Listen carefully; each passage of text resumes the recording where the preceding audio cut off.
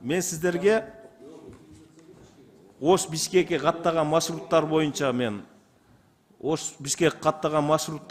мен бардыгын ошол жерден Сосновкадан өткөн маршруттардын бардыгын мына азыр интернеттен көрсө дагы мага түздөн түз бир кайрылуу жасаңыздар.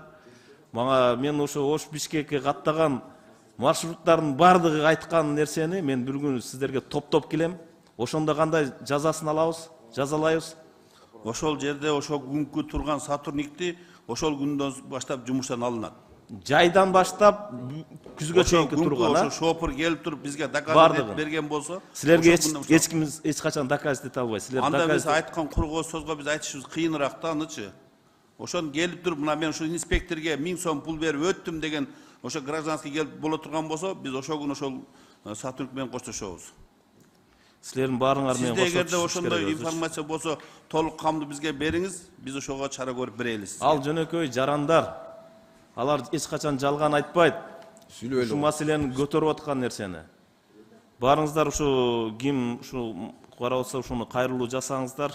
Булар менен ушундай гана күрөш алып барыш керек. Биз дагы ошол жүргөн маршруткалар менен сүйлөшүп көрөбүз, Кудай буйруса дагычы.